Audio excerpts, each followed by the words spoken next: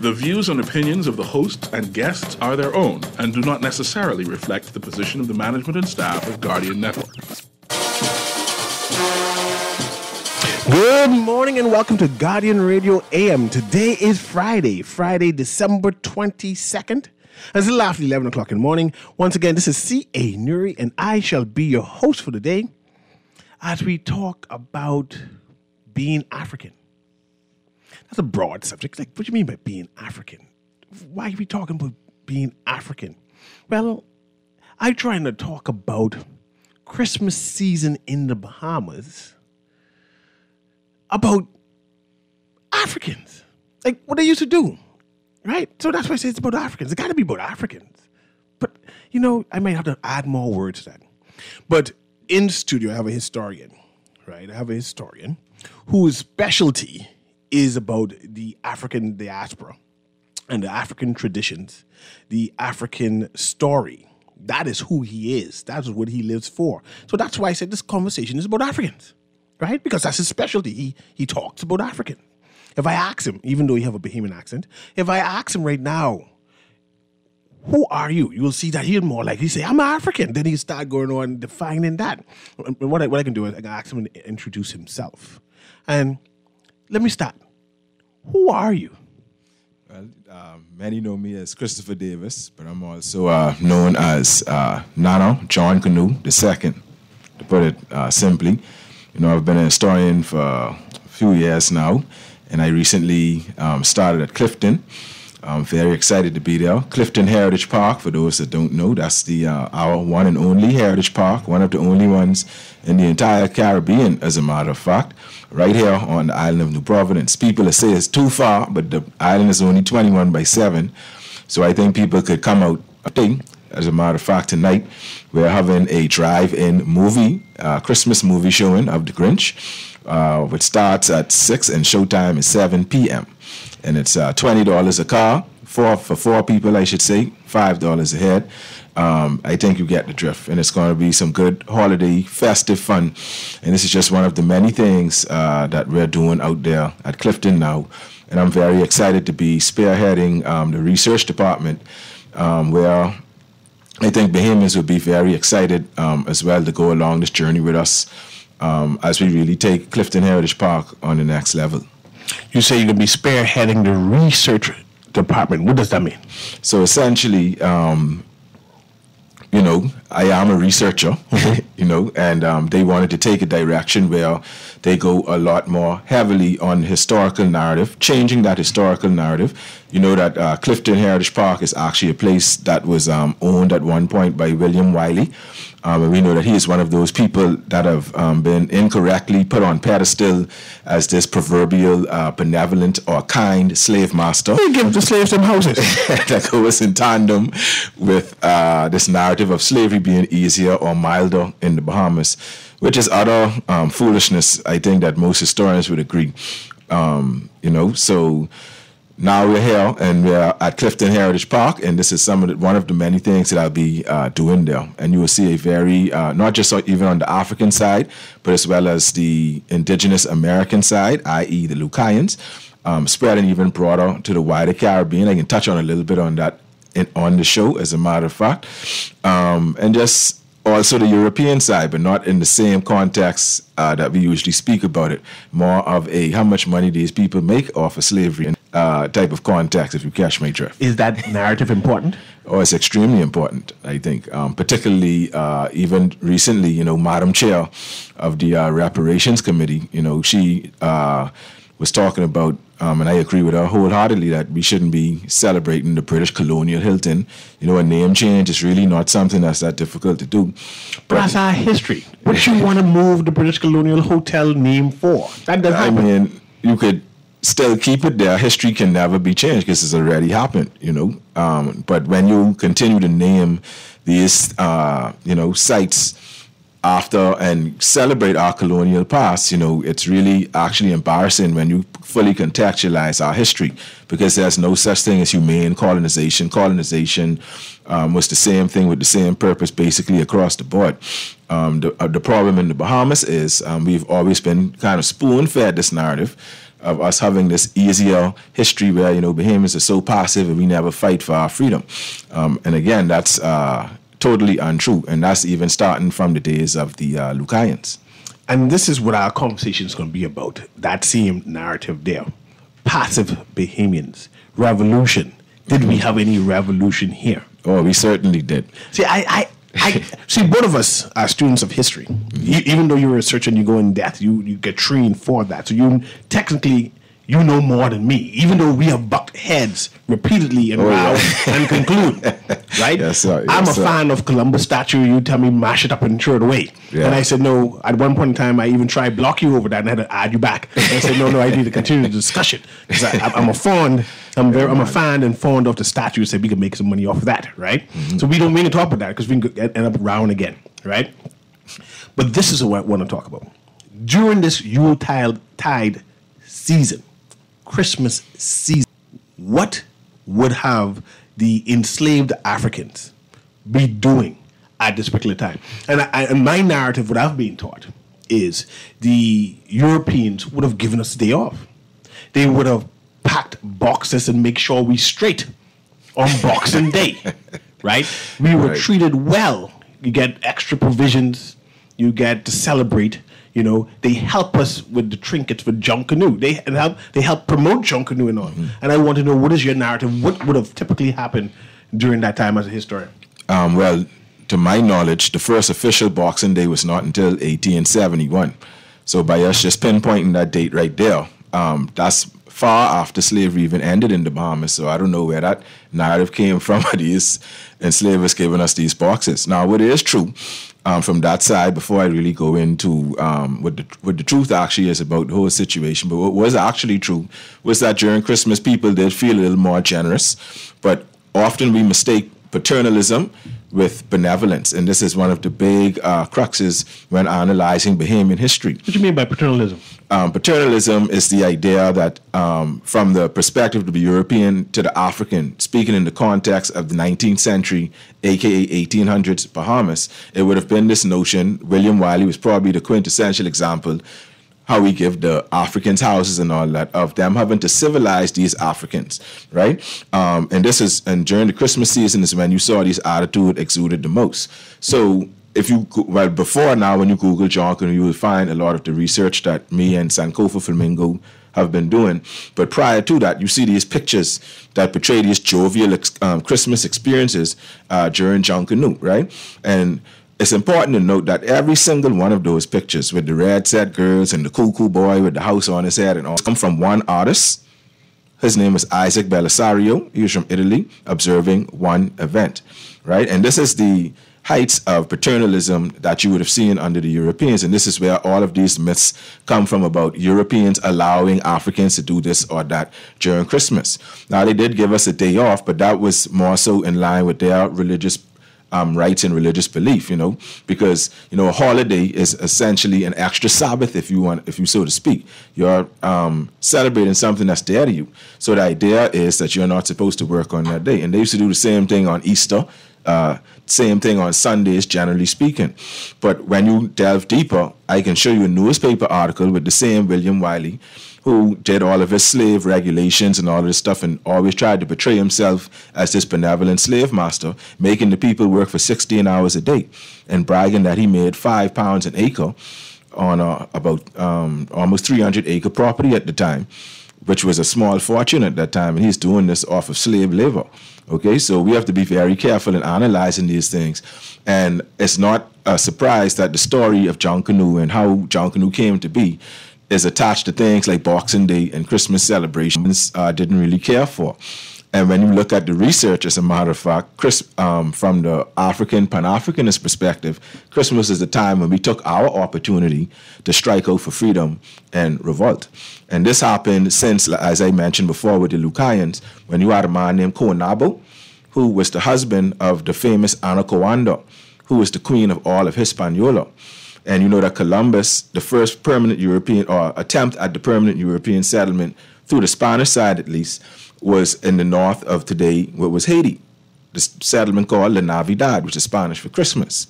And it was the Lucayan-born, the Bahamian-born husband, Coonabo, of Ana Coanda, who led the attack against La Navidad and destroyed that settlement. And Columbus and those found it empty. So it began long before, and even before Africans got here, there was this kind of spirit of revolt. And then, of course, fast forwarding it several centuries to our great hero, John Canoe I. Okay? And John Canoe, in 1712, just for one example, on Christmas Day, he attacked the Dutch stronghold, Fort Badestein, I should say, and he also attacked the British stronghold of Dix Cove. This is in present-day Western Ghana, where our great hero John Canoe was functioning as a warrior. And he waited until Christmas Day to blow up all their gunpowder reserves and to essentially render those forts where the British and the Dutch were slave trading from, to render them virtually useless. And those people that were captured, he annexed them, and many of them joined his armies. So Christmas and John Canoe, it has something to do with Christmas, but I don't think it has to do with Christmas in the way that we think. But let me challenge you. Why so much black talk? You tend to talk an African talk when this Bahamas is a kaleidoscope of colors and people trying to live together. We need to forget. No, man, don't laugh. We need to forget what happened in the past and move forward, man. We need to move forward. And I know you're a historian. So your job is to talk about the past. Right. But what about the future? Why bring all this past up and bring it to our present? I could just throw the cliche Marcus Garvey quote, a tree without its roots, has no future and all of this stuff. But let's just look at it from another perspective too, right? So let's look at the Bahamas as a nation. We're a nation that was here from the beginning, particularly in the context of colonization. So a lot of people globally don't actually know that the Bahamas was the first place that Christopher Columbus landed, and that our indigenous population were extinct, essentially by the movements of Ponce de Leon and others, as some of us may know. All right? Now, if you just look at the Bahamas as a nation, and in the youth of our nation, we had Christopher Columbus, we had these conquistadors passing through, we had genocide completely, and then we had the so-called Lutheran adventurers who were just Puritan migrants from Bermuda who came here. And then from Bermuda, they had a custom of sending their unwanted or disobedient blacks to the Bahamas, you understand? And then when Woodes Rogers came, they claimed that he swung his sword and ended slavery and restored commerce, forgetting that commerce for the British Empire at the time was the transatlantic slave trade. So you see, in the Bahamas, we tend to have a very fishbowl mentality about race, when in reality, we are about 95% African, but to varying degrees. You understand? Because what is white in Long Island is certainly not white in Texas. I think you get exactly what I said. Understand. Right. And so we have this notion of a Conky Joe, which even in today's modern terms, Conky Joe was a term that was actually coined and popularized by the Loyalists. And a part of the insult to these proverbial Conky Joes were the whites that they met here. And a part of the insult was that y'all ain't actually white, meaning that y'all get some black blood in y'all, And so this is something. Let me go there, since you're a historian, right? Right. Because I blog. Right. This is what I do. I get some change from blogging. I incite conversation and people compensate me, right? Mm-hmm. Recently, I blogged with the term Conky Joe, being a term of endearment inside the Bahamas, meaning that you belong to us. Right. Right? Yep. Where white person don't necessarily say you belong to us, but when you say Conky Joe, we say, hey, that means you're Bahamian. Yeah, and there's right. varying degrees of Conky Joe. Certainly. White to dark white or whatever mix it's complexion. Oh yeah, certainly. Yeah. Long Island red, Eleuthera yellow, right. all kind of. I get you. I was told by some Abaco white. See, this is a different type of white. Mm-hmm. Abaco white that Conky Joe is an insulting word. Yeah. It's sinister and evil. It's missing and diminishes them as a people. Right. So they get upset. Particularly when it happens to be black people calling them Conky Joe. Right. Say, you trying to diminish us. Wow. Why is Conky Joe so antagonizing to a certain group of white Bahamians on the spectrum? Well, I think that, in my opinion, that can be viewed from two angles. We have to realize that, the Bahamas is a part of planet Earth, right? I'm correct. We are part of planet Earth. And when you look at planet Earth, particularly in the past few centuries, you had this very, very ugly period in human history where Europeans were exploiting Africans. And this was only after they had removed the vast majority of indigenous Americans that were already living in the Americas, right? And so racism is something that is absolutely real, and the Bahamas is included in that. As a matter of fact, There's no racism in the Bahamas was the front lines since the inception of racism. There is no racism in the Bahamas. It's a class thing. Right. Well, okay, if they say so, right? But we could take 10 Caucasians, let's call them Caucasians in the Bahamas, and we could take 10, and let's just be honest, who will have a higher standard of living? You know, let's look at our industries. Let's look at real industries like real estate. Let's look at pharmaceuticals. Let's look at import and export. You know, let's look at insurance. You know, let's look at these things and let's see who dominate these industries. You know, and it's still like that, and we know that it's still like that. And I could go on, but to the point that you were making about why do we dwell on the past and all of these things, it's not about dwelling on the past. It's actually about finding these solutions. So if you don't deal with this trauma, which makes up the majority of the making of the Bahamas, as it does Haiti, as it does Jamaica, and we all kind of fall in different parts of this proverbial bucket when we like to talk about black crab syndrome, right? So if we use that analogy, all of us are trapped in this proverbial bucket, but we forget that crabs don't live in buckets, right? And so that points to all of this trauma that we've gone through as a nation.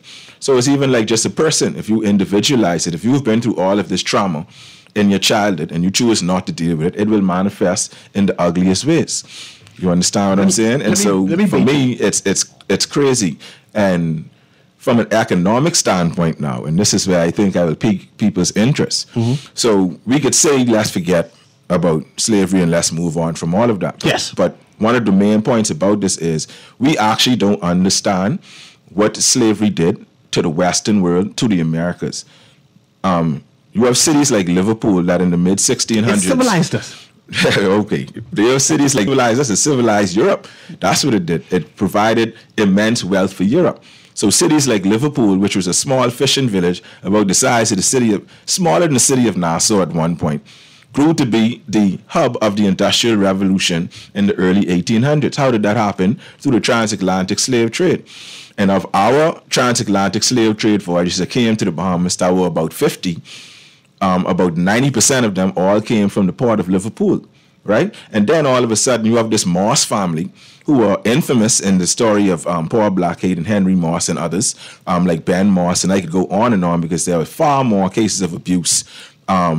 But what is probably more sinister about that Moss family, and this is speaking to all black Bahamians who were enslaved in Auckland's Crooked Island and the island that used to be called Fortune Island. They even had a slave ship called the Fortune, of which these same consortiums of families, some of whom were the founders of the Bank of England, were involved in slave trading. So we're talking about the Hodgsons, we're talking about William Brown and some of these people, and William Harper, the founders of the Bank of England. You understand? Then you have this Moss family, and they are praised as being these railroad pioneers. And they try to separate Henry Moss of Liverpool from Henry Moss of Crooked Island, acting like they was in family, and in fact, one in the same person. The same people? Exactly, you understand? And this was the uncle of John Moss of Liverpool, who used the money that they made from Crooked Island to build the first intercity railroad in the world. So if we want to continue to be ignorant of these things, it's extremely harmful to us. And when you look at Britain with all their glitz and glamour, then they just crowned Chucky Boy over there the other day. So when you look at these things, you have to wonder, why is this country so wealthy? This is why they did it. It was all about economics, and now it's so crazy that they have it where Africans blaming themselves for it. You have lecturers charging you tens of thousands of dollars to come teach you about how Africans enslaved themselves. Even though when you look at Goree Island, and when you look at Haiti, and then you look at Paris, you could see who made the money from the transatlantic slave trade and the chattel slavery and plantation slavery that occurred in their French colonies. I have a text here already. Yeah. Saying, why are you just mentioning the white slave owners when we had black slave owners? Let me hold on. Said, I have many black slave owners that were Bahamian. Black slave owners like Richard Owens and Mary Owens were black slave owners who never hear anything about from your guests. It's all white. Well, You're just anti-white. We just talking about, let's talk numbers now. Because in actuality, we're talking about people of color. See, they're using the term black, which then blankets everyone. We just explained the notion of Conky Joe one-drop rule. Mary Owens and those, they were free people of color, which meant that they had white fathers. They Conky Joe. There you go. So, you understand? So Mary Owens was Conky Joe. Now, to give a better example for your texter would be Margaret Clark. Margaret Clark was actually a high, dark mulatto woman, you understand, who was described as black in many of them, and she owned 58 slaves. But even that number right there only represents less than 2% of the total enslaved people owned by those blacks. That's number one. Number two, they don't take in consideration people like Timothy Cox, people like Stephen Dillett, people like Rosette Mintz, and the entire Mintz family, who, yes, had people docked on their books as enslaved, but in reality, when you check it out, there's so-and-so woman and there's so-and-so that. You Africans who, quote-unquote, came to own slaves, give example, at one point, even Cujo and Esther had this ownership relationship, but that was his wife. He had to buy his wife freedom. Right, hold on. And now this is where they like to use the notion of race to blanket. You see, so when it's time to talk about these mulattoes and octoroons, as they were called back then, they all of a sudden black now. But if you would have gone to Mary Owens back then and say, yeah, you was a black, she'd have stop you right. Hold on, I'm not black, I'm a mulatto. You understand? And there was a reason why they had a law so that you inherited the status of your mother. And the only way to escape that was by being what they call a freeholder. So this is why when John Mintz, a British man, and Rosette Mintz, a Congolese princess who saved his life from a sinking ship in 1801. This is why when they came together, for about half of their relationship, she was registered as his slave. And even their children... That's the Abaco, and John Mintz was a member of Parliament person. Their son was Samuel Mintz, the first ordained black minister. Thomas Mintz was one of the three first elected, along with our Haitian hero, let's call him that, Stephen Dillett, right? Another Conky Joe. Oh yeah, and exactly. And then when you see this, that's the perfect example I segue into for this text. So when you look at a picture of Stephen Dillett, just because they know his mother was a mulatto, but his father was a white French officer, when you look at Stephen Dillett, we know what he was, particularly in the context of the Bahamas. Yet Stephen is still classified as this quote-unquote black slave owner. If you're going to Stephen Dillett and call him black, what you think he would have do, Mr. Newry? I remember when Thomas Dillett made fun of Stephen Dillett's dark son. So, man, you too black to be one of us. Thank you. Exactly. You need to come with our family. And even thinking of the Mintz family, so then you had a man named Alan Glacier Mintz, who became the first black mayor in the history of England. But this was only recently recognized. Why? Because he was one of them, quote-unquote, Bahamian Conky Joe who could have passed as white. Before that, they gave it to another fellow whose last name is Archer, no known relation to the Archers in the Bahamas. But recently, when they finally discovered this man's true race, his Grammy was a Congolese princess. And because he had... So here you have this Bahamian, what we could call Conky Joeism, being exuded in other places to the point where Britain didn't even know they had a black mayor before Archer, who was born in Inagua. But if you would have gone to Alan Glacier Mintz back then, even though they saying he's a black mayor now, that man would have tell you, I ain't black. Let me ask you this, another baited question. Right. Should we consider the term Conky Joe as an offensive word? Well, I don't think that we should. Though in its origin it was termed by the Loyalists, it was actually popularized by William Wiley, who again was the main, I guess you could say the major proprietor of what is now Clifton Heritage Park when it was a slave plantation. And it was a term that was invented, I guess you could say, and coined by the newly arrived whites right during and after the American Revolution. So in that context, he said it was actually made as a racial insult to insult them on things like incest, which was actually overplayed because a lot of them went to Canada and other places and Georgia and South Carolina and these places and brought women back to marry and vice versa, and then you also have the notion of them teasing them because they have a little bit of black in them. You know, and William Wiley actually says these things in his report on the Bahama Islands, which was published in 1789. Right? And those are the same people that many people like the text to refer to as quote-unquote black slave traders. But like slave owners, I should say. But like I said, that the amount of enslaved people in the Bahamas that were owned by these so-called black slave owners was so minuscule, that it doesn't need to focus, and the problem is we have been conditioned, as I said in the beginning of the show, to blame ourselves for our own genocide. You gotta blame somebody. So despite the fact that this was a British colony controlled by Britain, with 95% upwards of because you had slave owners here from Italy, John Scavella of Crooked Island. You had slave owners here from Germany, the Fritz and the Pyfrums and them. But we somehow trying to blame Africans, who was fathered, by the way, for the most part with that. Now, what I would challenge the reader to do is find me a full black person like you, Mr. Newry, who owned slaves in the Bahamas. What do you mean, like full black? Full black, as in did not have a white father. I have a 1/400th Irish in me.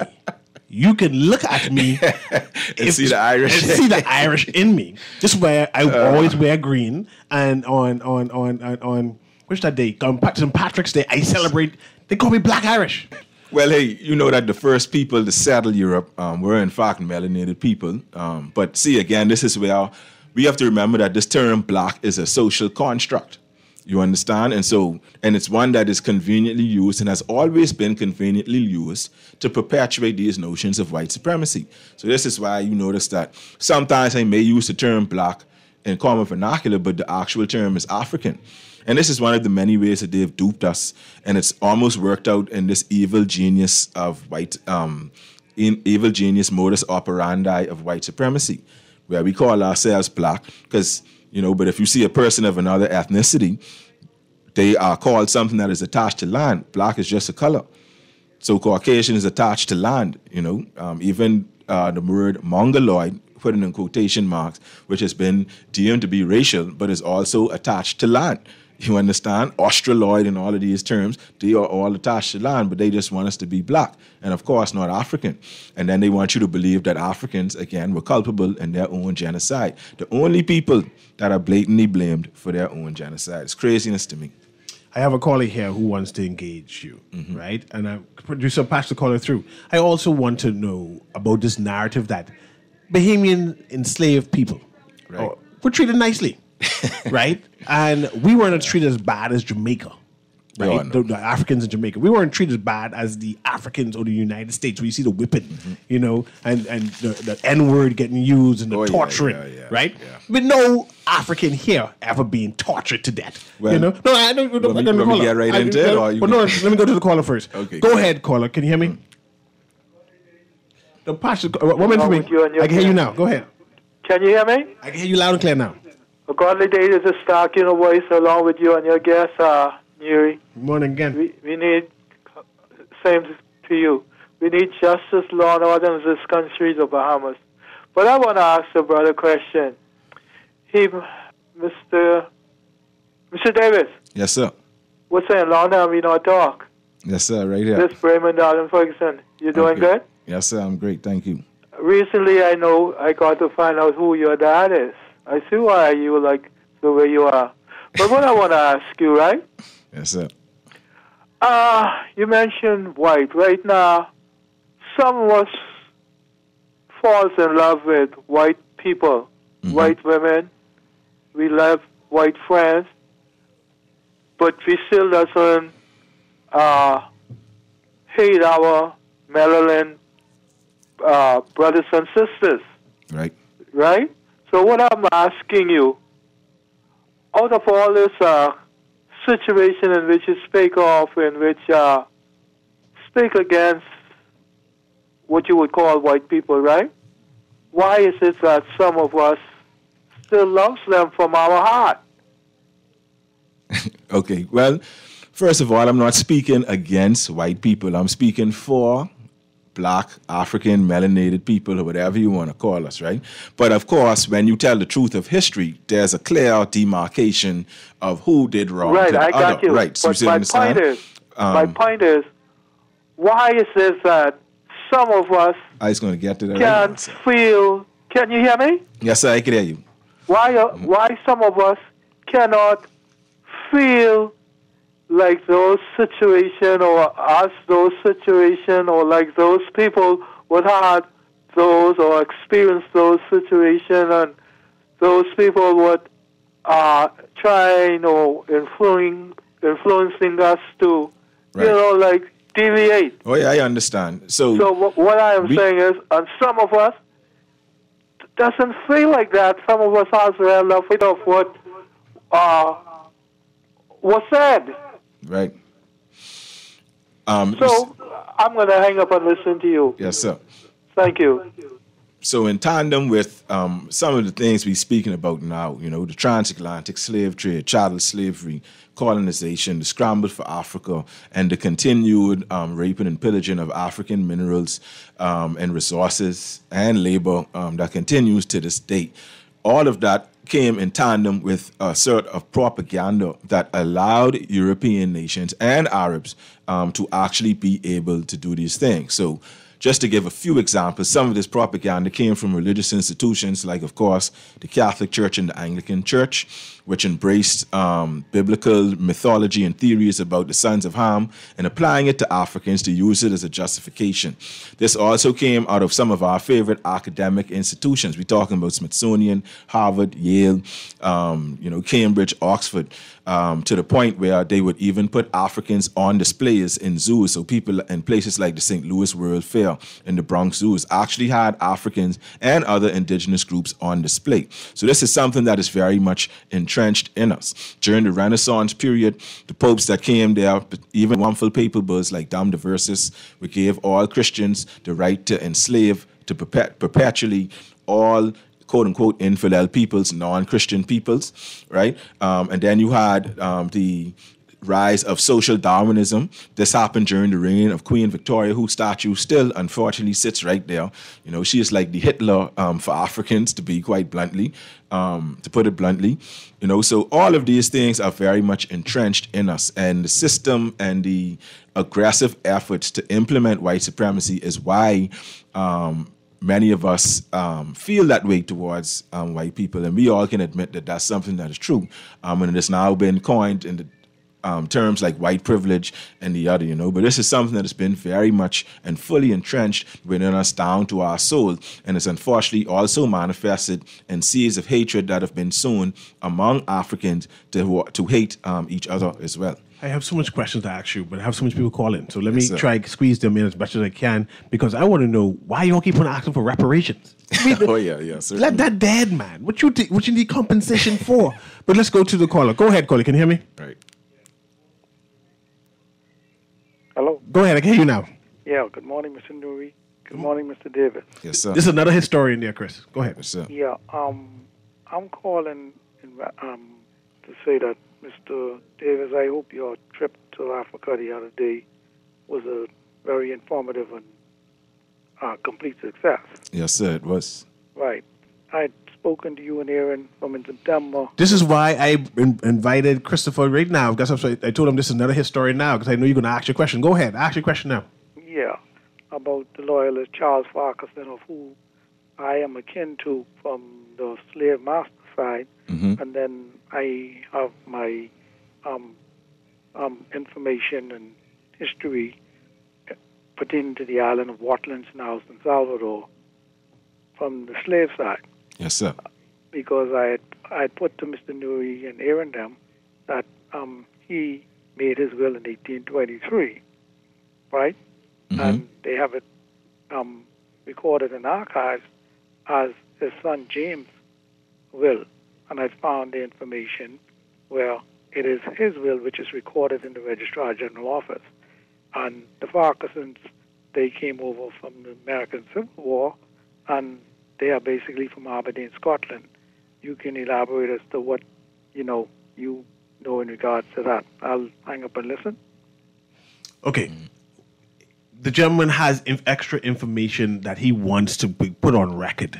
Yeah. Where can he go and furnish this information to Braced? I'm actually... No. Hold on. Go ahead. Okay, go ahead, sir. The will is recorded Mm-hmm. in the Registrar General Office as Charles Farquharson will. Right. But I brought it up with the director, Ms. Strawn, years ago, where they have it in the wills book in archives as his son James, who probated his will. The front page is missing. I have a certified copy of such. I know that it is wrong. Okay. You see? Right. I mean, you might not be aware of it, and you being a researcher, an historian. You can check with it because in my bins, Mr. Newry, boxes and bins of document which is stored not with me. I have a certified copy of that recording from in the Registrar General Office. I think it was recorded in Book N1. But I just wanted to know, what is Christopher knowledge of the Farquharson estate? He hasn't mentioned. He mentioned the other names, and I'd like to know. Okay, let me respond then, and then have you reach out to him later. Okay, thanks, Roy. Okay, cool. Well, I don't focus too much on the lineage of these Farquharsons, but I do know that Farquhar and then the Farquhar son, just like you had Finlay and Finlay's son, which is a common Scottish trait that you saw with the names. And I knew that he was a loyalist that came here as well. But what I focus on in the Farquharson plantation, I took it from two angles. The two profound acts of resistance that occurred there, particularly the one that was led by Matilda Farquharson against Charles Farquharson, and that was actually an offshoot of the big conflict that happened between Alec Farquharson and the same James Farquharson that you mentioned. That had something to do with a big lovers' quarrel as well. And on the Farquharson plantation, Charles actually allowed things like polygamy as well, as was seen when Alec was punished. Even though he was fighting for the dignity of one wife, he was sent away with another woman who was also described as his wife. Now, it is actually very likely, and I would agree with you, that you could very well be descended from Charles Farquharson. So another common misconception I would slide over is the Dames family, where I see many of them, and even the Clarks, where they believe they descended from the white line. And many of us just have this automatic inkling to attach ourselves to these loyalists. To me, we descended from Charles James? Most of them, hell no. I could promise you that. Right? Most of them, no. This way, if a man owned 50 slaves at his death, most of them can have that same surname as well. Is it more likely that you descended from him, or you descended from one of the 50? You understand? It's just pure numbers and probability. But the problem is there's a heavy focus on European history. Now, I write extensively about the Farquharsons in my book, Black Rinse, that is also out there for sale at Pompey Museum and all these places, where I speak extensively not just about the Farquharsons, but other incidences that happened on Watlin's Key, a.k.a. San Salvador. And this was things like on the Stout plantation, where Joseph Stout Jr. Was murdered by one of the runaway slaves on his own plantation, you see? And so these are the angles that I take. But I can still scantly remember, and I do believe that you're right, when you say that will that is credited to James does in fact belong to Charles, I believe, because I remember there's a website that is put out by the University College of London. See, you would love this too. You could Google it. Just Google Legacies of British Slave Ownership. And I encourage all Bahamians, particularly those who talking about this moving on, go to this website. Google Legacies of British Slave Ownership. Go to this website, go to search the database, type your last name in there, and you will be surprised. First of all, it tells you the amount of money they all received in compensation, because don't forget that when they freed us, Queen Victoria went to a man named Nathan Rothschild and got a massive loan from the Rothschilds family to be able to compensate those slave masters who were, quote unquote, freeing us from slavery. And all of us who have these deep-rooted Bahamian names, Roll, Johnson, Stubbs, I don't know if Newry there, but you might just be trying there. to take my whiteness out of me. I see you trying to exclude me. Let me go back to this caller. Yes, sir. Producer Patrick, call it through for me, please. Yeah. Good morning, Mr. Newry. Good morning, John Qua. Yes, sir. Thank you. Yeah, blessed. Chris, I always enjoy your intricate history of the Bahamas itself, right? Yes, sir. And also world history. But thing is, I wanted to call you and just for you to explain to the public how eugenics, because you mentioned the Charles Darwin. Oh, yeah, certainly. And how eugenics interface with these dehumanizing concepts towards Africans, right? Right. So we know that they have defeated us psychologically by changing the history and rewriting the history. Certainly. Written by the conquerors. Right. But I wanted to verify what you said about the human zoo. It also went on in Europe. Right. But Oh, I yeah. was familiar with the story you're talking about. The guy from the Twa tribe, Yep. we called Pygmy. His name was Odo Odo Benga. Benga, yes, sir. And I remember the newspaper clipping because it shows where the African priests at the time in New York had asked the government to get them to stop that display, the Yep. dehumanizing display. Yes, sir. And so what happened was the newspaper, the archival footage to show you where the hierarchy of the time tell them to refer to the Zoological Society and not them. Yep. That means go to the Zoological Society to free this man. So, you know what happened to Odebenga, right? Oh, yeah. He ended up committing suicide. Yes, sir. And so what I'm saying is, we need to open up, even as far as you talk about Queen Victoria, she actually went to the Rothschilds to fund the war with Napoleon. You remember that? Yes, sir. Yep. Yeah, so just keep it up, brother. Bless up. Give thanks. Yeah, man. I still kind of concerned that y'all keep on have this black narrative, and we's a place of many colors, man. But let's go to the next color. Next caller there. Go ahead, caller. Can you hear me? Good morning, Mr. Newry, and your guest, Sparky here. Go ahead, Sparky. Yeah, I have been trying my best, Mr. Newry, as well, to follow my line. My father was a fountain. My mother was a men's, but her mother was Miss Depuch. Depuch French it was actually called Dupree. Ida Depuch was the sister of Leon Depuch. Leon Depuch Dupree was the founder of the Nassau Tribune. Now, from what I found so far, they came from France. And then when I checked on my father's side, he came from Wesley Hill, and his father was Harold Jackson Fountain. And somehow they either came from Haiti or New Orleans or down from New York. But every time I tried to research, nobody could carry me past my grandparents. And where do I go to try and follow further back? DNA. To find out where the fountains and where the Puches or the Praise and Fountains came from. DNA. Yeah, DNA actually is very helpful. And you also, because you mentioned Mins as well, right? Yeah, well, okay, my grandmother, Ida Depuch Dupree, she married a gentleman named Sam Mins. Okay. I heard that he was one of the first Bahamian mechanics in the Bahamas that worked on a Mercedes-Benz. Well, I don't know how far that, I would tell the truth was, but I heard that through the gossip line. I could tell you every Mins in the Bahamas is descended from the union between John Mins, who was an Englishman and initially an indentured baker that snuck on a boat that was coming to Nassau, as well as a woman named Rosette Mins, who wasn't, of course, her real name, but we know that she was, in fact, from a royal family, from the Bakongo people, right there near the Congo River. And as a matter of fact, that is one of the main places where many of us Africans in the Bahamas came from. And it is also the same region where the man that 52 mentioned, Odebenga, came from as well. And His name's Sam Mins. My grandmother married. So where do I go to research this information further back? Is there a records department somewhere? Well, there's an online site. I don't want to share it on air. Hopefully have Mr. Newry forward you the name of that site. But there's a site that you could actually use where you could go and you could view many of our marriage records, birth records, death records as well. But I don't want to share it.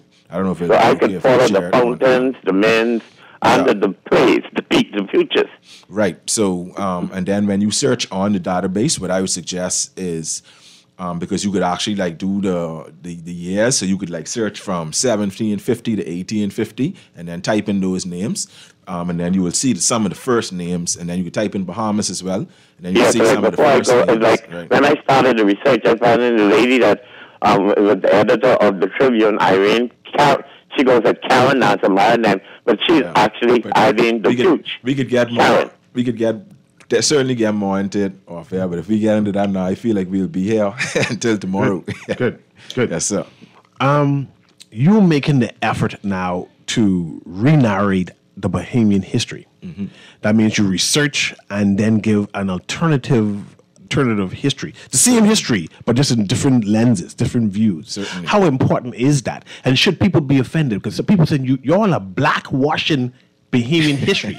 Y'all try to make everything black, man. But it's not necessarily so. No, it's not. And as a matter of fact, you could just look around, look at our most prominent statues, streets, buildings. Most of them are named after colonial officials, particularly the ones that are supposed to be important to us. Look at our schools. Many of them are still named after people they shouldn't be named after. You have your Columbus Primary, you have your Albury Sale, and too many things are named after slave masters. And this is something, maybe that knowledge that me and a few others are privy to. And so this is sometimes why my passion comes So up, should I get mad that you're trying to change my certain the lineage by saying, reminding me that, he was a slave master, right? And I said, but that's my name.